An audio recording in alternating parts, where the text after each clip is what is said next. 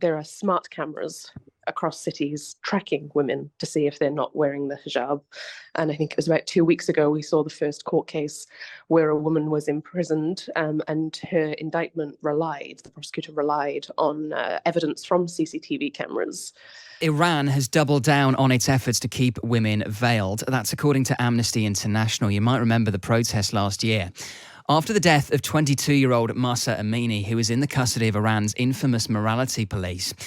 And now the morality police have begun patrolling the streets again, looking for women who refuse to wear their headscarves.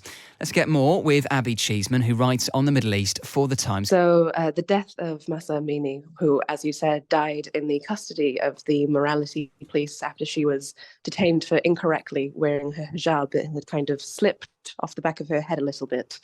Her death sparked enormous protests across every corner of Iran in a way that, threatened the authority of the Islamic regime since their revolution in 1979. And so they were actually kind of pulled back from the streets, this infamous force, and who are known for their brutality, as kind of a concession to the protesters, because no matter how hard the authorities were brutally cracking down on these street protests, they were not ending. So the morality police were not disbanded, but they were pulled back from the streets, as a way of trying to quell the protests. And so we noticed this sea change of the fact that women were just on an individual level defying this mandatory hijab law, and that never stopped. So the protests died down across most of the country. They're still ongoing in the southeast, but across most of the country, the large street protests died down.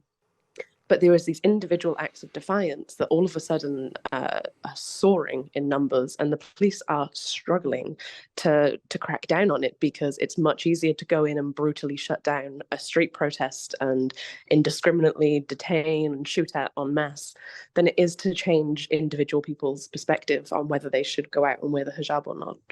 So just talk me through, Abbie, how it works. If you're a woman in Iran who either refuses to wear the headscarf or is even just wearing it incorrectly, and the morality police come up to you, do they literally just come up to you on the street and detain you there, or what happens?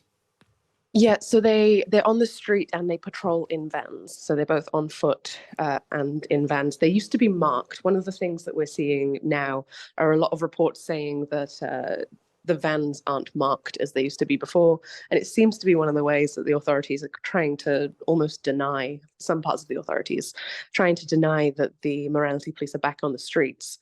But the videos that we do see coming out are extremely violent. It's not just a simple arrest. It often comes with beatings and then detention. And so, yeah, it's a very brutal force. Do you think this means, sadly, the protest last year didn't make the difference people were hoping for? I think it's a very difficult one. Protest movements often die down when there's no exact aim.